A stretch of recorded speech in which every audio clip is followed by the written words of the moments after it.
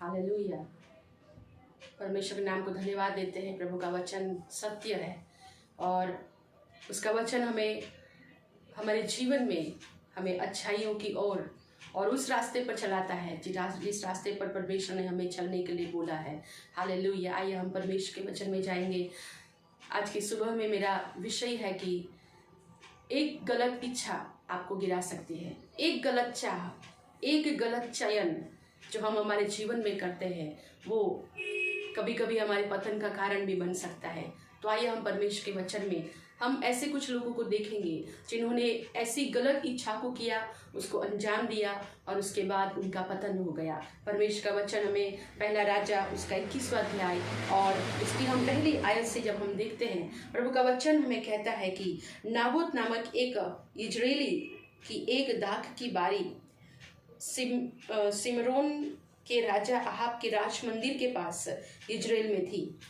इन बातों के बाद आहाब ने नाबोत से कहा, तेरी दाख की बारी मेरे घर के पास है, तो उसे मुझे दे कि मैं उसमें साग पात की बारी लगाऊं और मैं उसके बदले तुझे उससे अच्छी एक बाटिका दूंगा, नहीं तो तेरी इच्छा ही तो मैं तुझे उसका मूल्य दे दूंगा। नाबोत ने आहाब से कहा, यहोवा न करे कि मैं अपने पुरखाओं का निज भाग तुझे दूं। प्रभु का वचन कहता है आहाब जो राजा था, उस राजा ने उसकी घर के बाजू में जो दाख की बारी जो नाबोत की थी, एक ऐसा व्यक्ति जिसने अपने पुरखाओं का निज भाग को संभाल करके रखा था, उस भाग को जो पुरखा उसके लिए छोड़ कर गए थे, लेकिन जो आहाब था उसकी निगाहें वो हमेशा उस दाख की बारी के ऊपर लगी रहती थी। दाख की बारी जो फूलती और फलती थी। हालेलुया। नाबोत ने उस दाख की बारी को इस रीति से बहुत अच्छे से उसने उसका सुकान किया था कि जिसके कारण वो बहुत अच्छे से फलती फूलती रही होगी। क्योंकि मेरे प्रियो हमारे जीवन में हम कभी भी ऐसी बारी को नहीं पसंद करेंगे जो कभी भी जो मुरझाई हुई हो, जिस बारी में कभी फल नहीं लगते हो। लेकिन जो नाबोत था उसने अपनी दाख की बारी में बहुत अच्छे से उसने मेंटेन करके रखा था और ये जो राजा था उसकी निगाहें उस दाख की बारी के ऊपर थी। और जब उसकी इच्छा बढ़ने लगी तब वो नाबोत के पास गया और उससे कहने लगा कि मुझे तो उसे दे दे और जो भी कीमत होगी मैं तुझे दूंगा। लेकिन जो नाबोत था वो कहता है कि मैं कभी भी नहीं दूंगा, क्योंकि ये मेरे पुरखाओं का निज भाग है। हालेलुया। हमारे जीवन में परमेश्वर ने हमें जो दिया है हमें उसे संभाल करके रखना है। जब हम आहाब के जीवन को देखते हैं, वो एक ऐसा राजा था जिसने बहुत ही गलत काम किए थे। एक क्रूर राजा जो हमेशा एक गलत निर्णय को लेता था। और जब नाबोत ने जब मना कर दिया, प्रभु का वचन में कहता है कि उसका मुख जो है वो एकदम उदास हो गया। आइए हम प्रभु के वचन में देखेंगे। प्रभु का वचन कहता है कि इजरायली नाबोत के इस वचन के कारण कि मैं तुझे अपने पुरखाओं का निज भाग न दूंगा, आहाब उदास और अप्रसन्न होकर अपने घर गया और बिछौनों पर लेट गया और मुंह फेर लिया और कुछ भोजन न किया। एक गलत इच्छा जिसके कारण उसने अपना भोजन भी नहीं किया, उसका मुख भी उदास हो गया। लेकिन वो ये नहीं जानता था कि उसने कभी भी उस चीज़ के लिए उसने मेहनत नहीं किया है।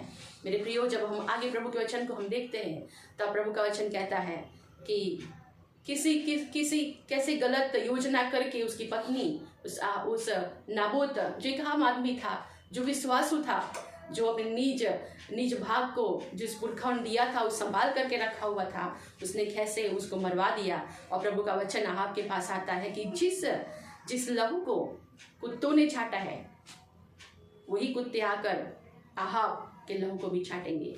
और मेरे प्रियो, वो वचन आहाब के जीवन में पूरा हुआ। आइए हम एक और प्रभु के वचन को देखेंगे। पहला शमूएल उसका 13वां अध्याय और उसकी दूसरी आयत से हम देखते हैं। प्रभु का वचन कहता है,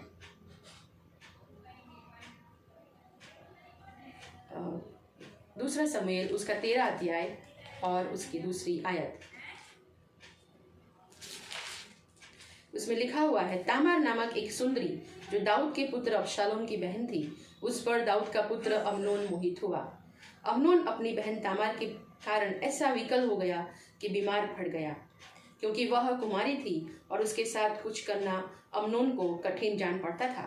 अम्नोन के योनादाब नामक एक मित्र था जो दाऊद के भाई सीमा का बेटा था और वह बड़ा चतुर था। उसने अम्नोन से कहा, हे राजकुमार, क्या कारण है कि तू प्रतिदिन ऐसा दुबला होता जाता है?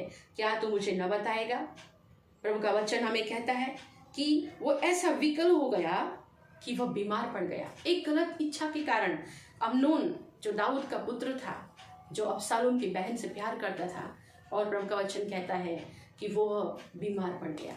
एक ऐसी इच्छा जो एक पाप स्वभाव में, जो एक पाप की इच्छा होती है, वो इच्छा कैसे मनुष्य के स्वभाव में जागृत होती है, और वो दिन ब दिन जब उस चीज को देखता रहता है, उसको देखता रहता है, तब उसको पाने की वो इच्छा करता है। वो ये नहीं समझता है कि ये चीज उसकी नहीं है।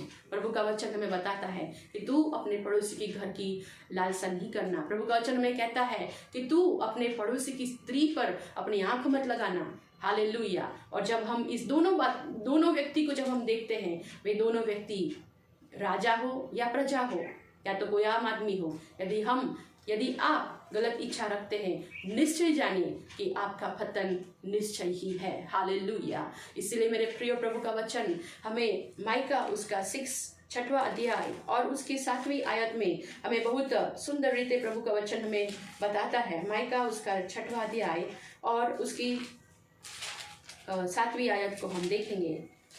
हालेलुया। माइका 6 और उसका 7, इसमें इस प्रकार लिखा हुआ है,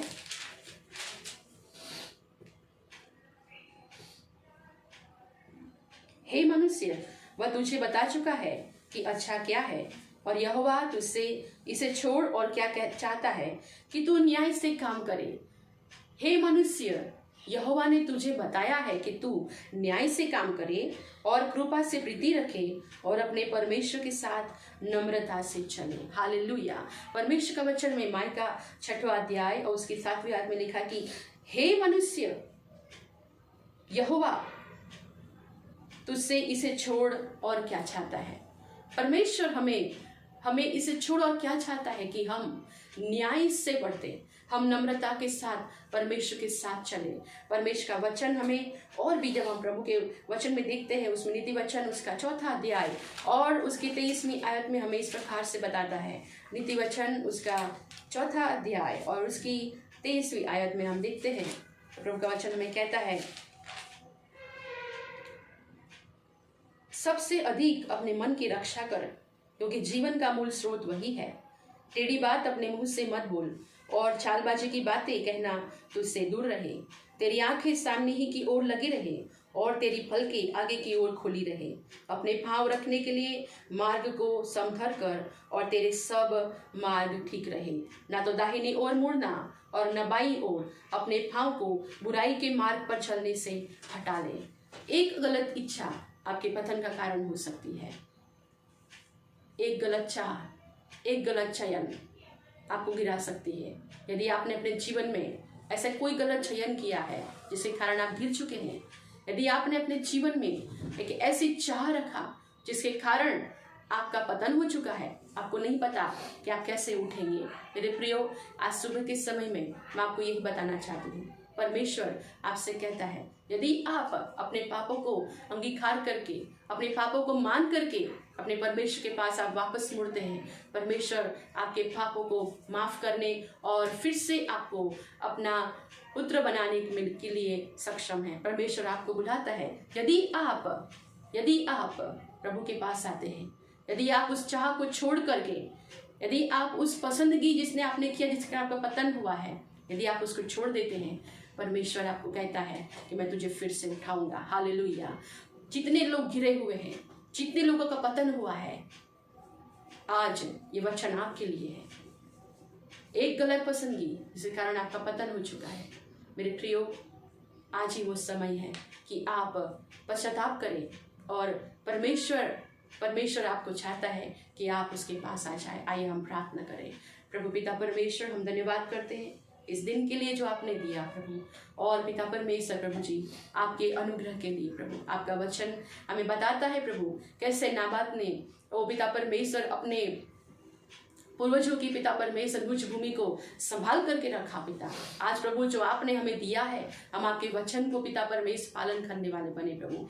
और पिता आपका वचन पिता हमें अहाब राजा के बारे में बताता है, कैसे गलत चाह ने उसका पतन कर दिया। और पिता परमेश्वर प्रभु जी हम प्रार्थना करते हैं, जैसे आपका वचन कहता है वैसे ही पिता आप हमसे चाहते हैं कि हम न्याय से बढ़ते पिता परमेश्वर। प्रभु आज सुबह में पिता मैं प्रार्थना करती हूँ पिता, जितने भी लोग प्रभु ओ पिता परमेश्वर प्रभु गिर चुके हैं प्रभु अपने पाप के कारण पिता परमेश्वर, ओ पिता एक गलत लालसा के कारण पिता, गलत विचारों के कारण, गलत चयन करने के द्वारा, गलत निर्णयों के द्वारा पिता परमेश्वर, फिर से एक बार प्रभु तू पिता परमेश्वर प्रभु उनके ओ पिता अंगीकार को प्रभु आप सुने पिता परमेश्वर। और फिर से एक बार प्रभु अपने लोगों को पिता तो खड़ा कर पिता परमेश्वर। धन्यवाद देते हो जितने भी लोग सुनते हैं पिता, यदि ऐसी कोई बातें वे करने जा रहे हैं पिता, ओ पिता आप अपने वचन से पिता परमेश्वर उन्हें फिर से एक बार पिता नया बनाइए पिता, ताकि पिता वे पाप न करे लेकिन प्रभु आपके वचन के अनुसार करने वाले बनने पाए पिता। हम सारा आदर महिमा इज्जत आपको देते हैं, प्रार्थना यीशु के नाम से मांगते हैं, आमीन।